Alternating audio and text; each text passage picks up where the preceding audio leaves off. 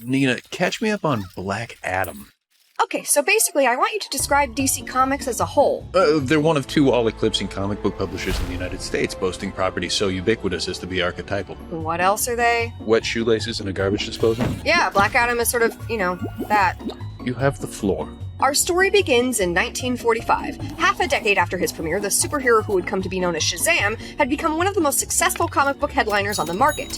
He had all the human accessories that a superhero could ask for. A girl version of himself, a kid version of himself. Nice. A talking bunny version of himself, a bunch of guys that dressed like him and followed him around, a drunk uncle who wore his clothes and showed up at his work sometimes. What he didn't have, however, was a solid physical threat to his barrel-chested magnificence. You went 5 years without an enemy? No, they were bad guys. It just got kind of one-sided, having Earth's mightiest mortal fight Professor Farnsworth from Futurama and a character whose greatest weakness was birds who got up early. Yeah, I can see that. So writer Otto Binder and artist C.C. Beck introduced a sinister counterpart to their star player, Black Adam. Okay, what's his whole deal? You know how that wizard Shazam gave Shazam the power to turn into Shazam anytime he said Shazam? Yeah. Well, 5,000 years ago, that same wizard gave the same powers to this ancient Egyptian dude, hoping to turn him into a bitch and force for goodness on the Nile, like an ancient Hercule Poirot if he could throw a cement truck at a guy. He granted his ward the powers of Solomon, Hercules, Atlas, Zeus, Achilles, and Mercury. It was a pretty good deal. What went wrong? The power went to the freshly minted hero's head and he tried to take over the world. As a result, the wizard doinked Black Adam so far away that it would take him 5,000 years to fly back. So what did Black Adam do? He flew back for 5,000 years.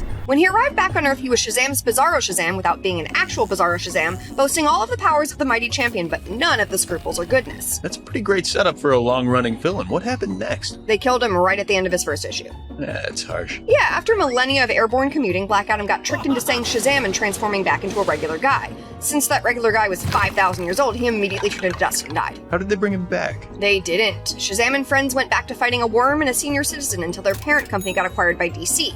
He popped back in for a spell in the 70s as the villain of the week, slightly reimagined. He had the powers of Shu, Hershif, Amon, Zehuti, and Pu and Menthu. It was a pretty good deal. Then DC started their universe over from scratch to cut down on narrative confusion. It's a bold move. It's a good thing they only did it once. And Black Adam was wiped off the board, not being introduced until the mid-90s, this time as the son of an ancient pharaoh with a mean archaeologist in his head. Think Belloc from Raiders if he turned into Magic Hulk.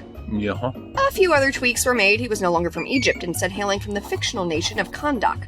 Also, he now had the powers of Shu, Heru, Ammon, Zehuti, Aton, and Mehen. It was a pretty good deal. Alright, well, I'm glad they got everything settled. Then DC started their universe over to cut down on narrative confusion. It's a bold move. I'm glad they only did it twice. Yeah, this time around DC was really focused on giving their properties a Hollywood-ready facelift, and Black Adam was reimagined as a sympathetic anti-hero and revenge-fueled former slave. The kind of character that a big name like Dwayne Johnson could really get excited about for like 5 or 6 movies. Man, that's great. Well, it was good catching up with you. DC started their universe over fart. to cut down on narrative confusion. What a bold move! Look, Tom, it's really not that hard. Black Adam is a villain except when he's a good guy, except when he's a bad good guy, who's either from a real country, a fake country, a few thousand years ago, a lot of thousand years ago, or something else. He protects his home unless he's destroying it, and fights superheroes unless he's helping them, with the powers of Greco-Roman gods, Egyptian gods, different Egyptian gods, or magic. He's Dwayne Johnson in a body sock on a green screen punching tanks. Good enough.